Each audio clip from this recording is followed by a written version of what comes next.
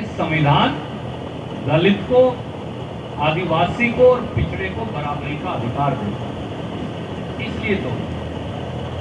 और याद करिए 2000 में पहली बार बीजेपी की सरकार बनी। कूलर बंद करो यार।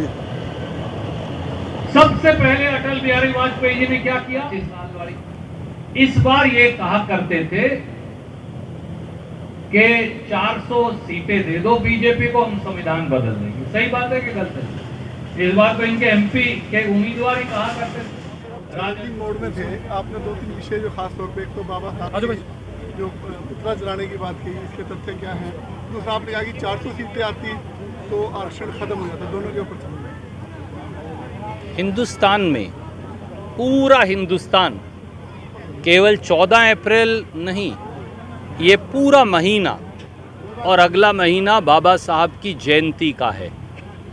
जहां हम बाबा साहब की जयंती तो मना रहे हैं, वहां यह बात जानने और समझने की ज़रूरत है कि बाबा साहब के भारत पर, बाबा साहब के अनुयायियों पर, बाबा साहब की सोच पर हरियाणा की नायब सैनी सरकार और दिल्ली की मोदी सरकार ने हमला बोल रखा है।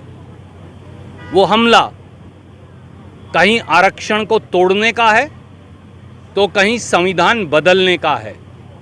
2000 में भी बीजेपी ने संविधान बदलने की कोशिश की और 2024 में भी 400 पार का नारा संविधान बदलने के लिए दिया था।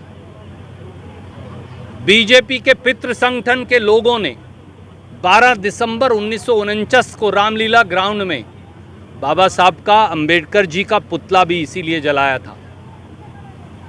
इनकी मानसिकता ही दलित और गरीब विरोधी है। कहीं ये दलित और गरीब विरोधी मानसिकता आरक्षण तोड़ने को लेकर है, कहीं संविधान बदलने को लेकर है, तो कहीं दलितों का बजट काटने को लेकर है। अगर आप दिल्ली की सरकार का, केंद्र सरकार का 5 साल का पिछले बजट देखें तो 67,000 करोड़ रुपया अकेला जो दलितों को आवंटन हुआ था वो खर्च ही नहीं हुआ। पोस्ट मैट्रिक स्कॉलरशिप का लगभग 5,500 करोड़ रुपया खर्च ही नहीं हुआ।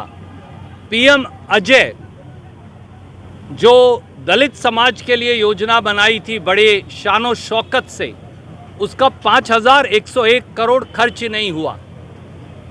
बड़े मियाँ तो बड़े मियाँ, छोटे मियाँ सुभान अल्लाह।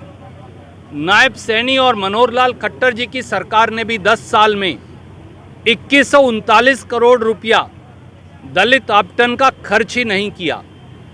और अब ये HKRN में रिजर्वेशन ख़त्म करके, आउटसोर्सिंग और ठेकेदारी में रिजर्वेशन ख़त्म करके, और HPSC और HSSC में दलित समाज के बच्चों को अधिक नंबर लाने पर जनरल कैटेगरी में ना कंसीडर करके ये एक बार फिर दलितों के ऊपर हमला बोल रहे हैं।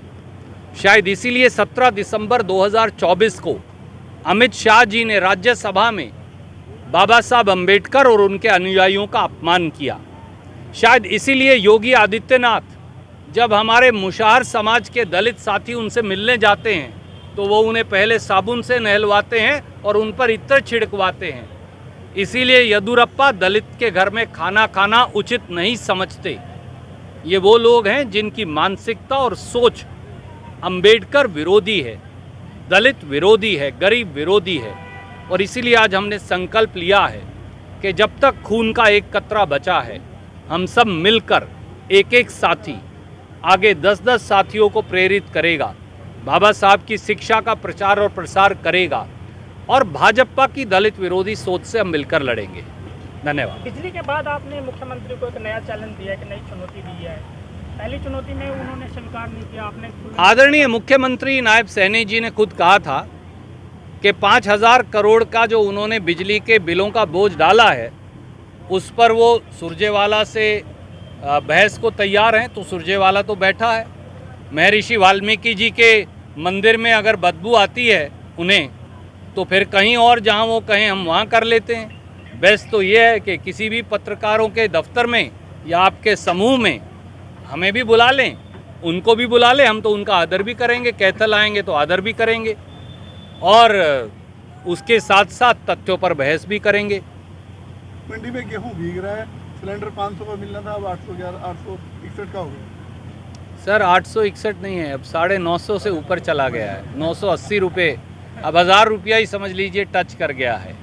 और दूसरी तरफ 2 रुपया पेट्रोल और डीजल का भी खा गए हैं।